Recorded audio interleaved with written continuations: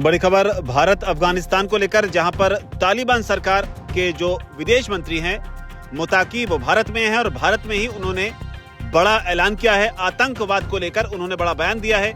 उनके इस बयान के बीच पाकिस्तान की भी प्रतिक्रिया जो है वो अफगान दौरे को लेकर, अफगानिस्तान के भारत दौरे को लेकर आ रही है।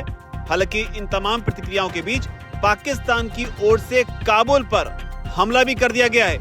तो बड़ी खबर, एस जयशंकर से भी मुलाकात हुई है मुताकी की, और यहीं पर उन्होंने साफ किया है कि आतंक के लिए अफगानिस्तान की धरती का इस्तेमाल वो नहीं होने देंगे। तो आतंकवाद लगातार भारत के लिए एक ऐसा मुद्दा रहा है जिसे लेकर अंतर्राष्ट्रीय मंचों पर भारत कई मौकों पर यह साफ करता रहा है कि आतंकवाद किसी भी सूरत में, किसी भी कीमत पर बर्दाश्त नहीं है। और इसे ही लेकर जब एस जयशंकर से नई दिल्ली में आमिर खान मुताकी की मुलाकात हुई, तो यहीं पर उन्होंने कहा कि अफगानिस्तान में हाल ही में आए भूकंप में भारत सबसे पहले प्रतिक्रिया देने वाला था। अफगानिस्तान भारत को एक घनिष्ठ मित्र मानता है। हम आपसी सम्मान, व्यापार और लोगों के बीच आपसी संबंधों पर आधारित संबंध चाहते हैं। तो ये अफगानिस्तान की ओर से कहा जा रहा है। उन्होंने ये भी कहा कि हम अपने संबंधों को मजबूत करने के लिए एक कंसल्टेटिव मैकेनिज्म बनाने को तैयार हैं। आगे बोलते हुए उन्होंने कहा कि मुझे दिल्ली आकर खुशी हो रही है और इस यात्रा से दोनों देशों के बीच समझ बढ़ेगी। भारत और अफगानिस्तान को अपने आपसी संपर्क और आदान प्रदान बढ़ाने चाहिए।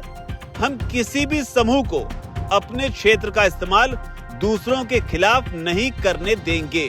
तो ये बड़ी बात उन्होंने कही है।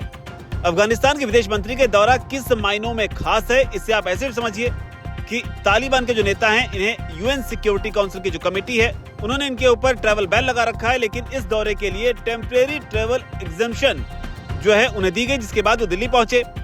अफगानिस्तान को यह उम्मीद है कि भारत उन्हें मान्यता देगा और इसी कड़ी में भारत ने भी बड़ा ऐलान किया है। भारत की ओर से एस जयशंकर ने ऐलान करते हुए कहा कि वो काबुल में, यानी कि भारत काबुल में जो अफगानिस्तान की राजधानी है, यहाँ पर अपना दूतावास जो है वो फिर से खोलेगा। आपको याद दिला दें, इस दूतावास को 4 साल पहले बंद कर दिया गया था, जिसके बाद अब इस दूतावास को खोलने का फैसला जो है वो तालिबान सरकार के लिए एक बड़ा फैसला है।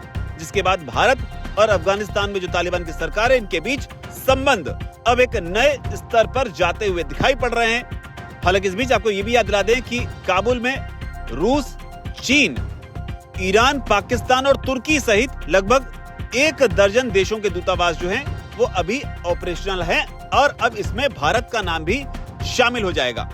तो लगातार तस्वीरें आपके सामने जयशंकर के साथ जो बैठक हुई मुताकी की, जयशंकर ने यहाँ पर जो ओपनिंग रिमार्क दिया उसमें मुताकी से कहा कि भारत अफगानिस्तान की सॉवरेनिटी, टेरिटोरियल इंटीग्रिटी और उसकी स्वतंत्रता के लिए पूरी तरह प्रतिबद्ध है।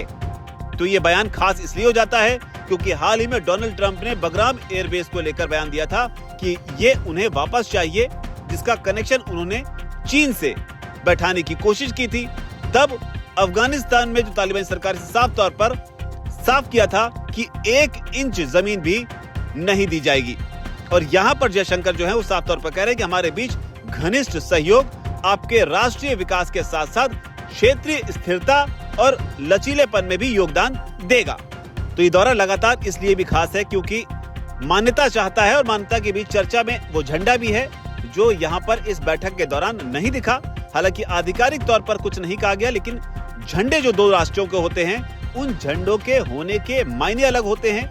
मतलब अगर यहाँ पर तालिबान सरकार का झंडा होता तो भारत ने तालिबान को मान्यता दे दी है, लेकिन चूंकि सब चीजें जो हैं अभी एक दौर से गुजर रही हैं, दूतावास खोलने की बात जरूर की गई है लेकिन मान्यता नहीं दी, तो इस लिहाज में झंडा जो है वो यहाँ पर नहीं लगाया गया। हालांकि भारत का झंडा भी नहीं और बताया ये जा रहा है कि तालिबान का झंडा नहीं है। ऐसे में कोई ऑकवर्ड सिचुएशन ना बने तो भारत ने अपना झंडा भी नहीं लगाया। तो इस तरह की बात भी निकलकर सामने आ रही है। लेकिन पाकिस्तान ने भी मुताकी के भारत दौरे पर प्रतिक्रिया दी है।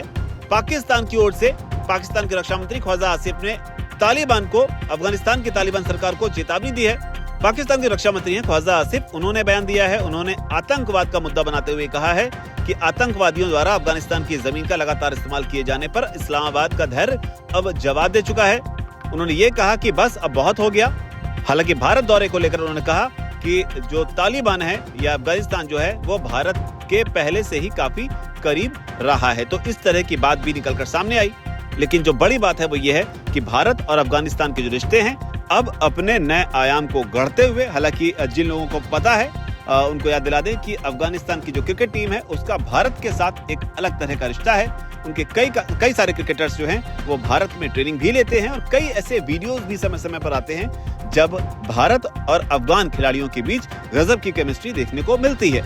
और ऐसे में जब अफगानिस्तान की टीम पाकिस्तान को हराती है तो जश्न भारत में भी मनता है, और इस तरीके से जब भारत पाकिस्तान को क्रिकेट मैच में हराता है तो खुशी अफगानिस्तान में भी होती है। तो क्रिकेट के लिहाज से या स्पोर्ट्स के लिहाज से अगर इसको समझे तो भारत और अफगानिस्तान का जो रिश्ता है वो एक अलग तरह का रिश्ता है, जिसे अब आधिकारिक रूप से आगे बढ़ाने की कोशिश इन बैठकों के जरिए की जा रही है, जिसमें अफगानिस्तान की ओर से मुताकी जो है वो एक अहम चेहरा बनकर सामने आया है। ये बैठक इसलिए भी खास है, जैसे कि हमने पहले बताया कि बगराम एयरबेस को लेकर डोनाल्ड ट्रंप ने बयान दिया था और ट्रंप से भारत के रिश्ते जो है वो बहुत ज्यादा अच्छे नहीं है, तो उस लिहाज से भी एक मैसेजिंग के तौर पर इसे देखा जा सकता है। लेकिन आप इससे कैसे देखते हैं? आपकी जो भी राय हो नीचे जाकर कमेंट सेक्शन जरूर लिखें। धन्यवाद।